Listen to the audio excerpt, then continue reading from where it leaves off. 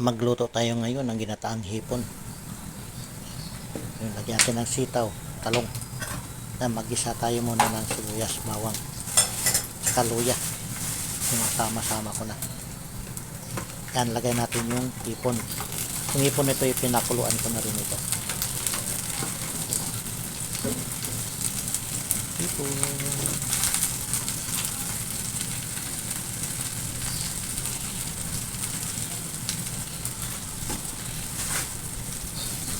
Yan, haluin lang. Kasi galing sa ref yung hipon natin. Pinakuluan ko lang siya ng konti.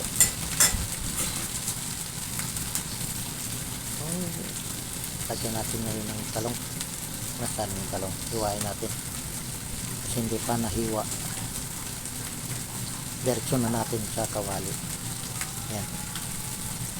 Talong. Diretso na lang natin sa kawali. Saglit ito maluto lang hipon kasi napakuluan ko natin. Yan.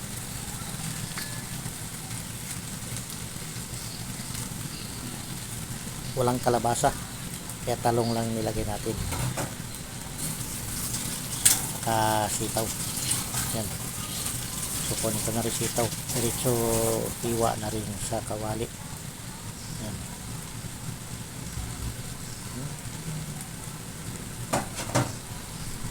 Hugasan mo na yung sitaw. Yan, ito na. Diretso na natin. Ayan.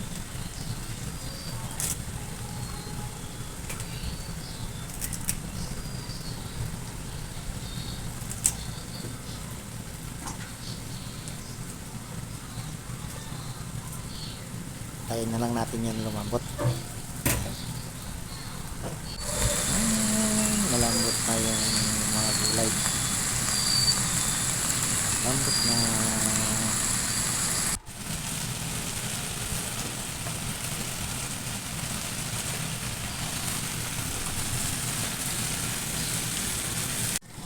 Ayan, nilagyan ko na ng gata. Gata ng niyog. Halu-haluin. Siyempre lagyan natin ng seasoning yan. Seasoning.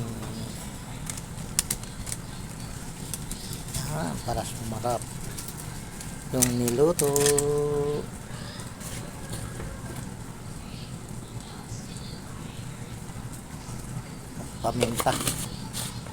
Pamintang durog konti lang,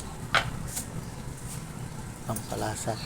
Asin, konting asin rin kasi may asin na yung hipon natin nung pinakuluan ko. At saka para matanggal lang sa turmeric powder.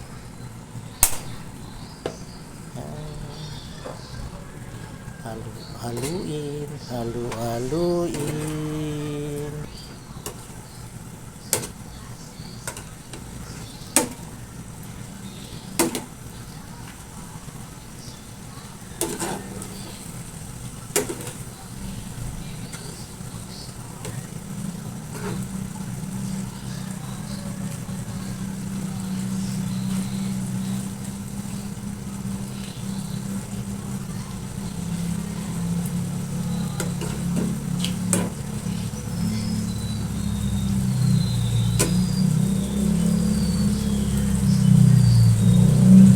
Takpan natin saglit.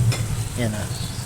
Para ma-absorb lang ng hipon natin yung mga ingredients.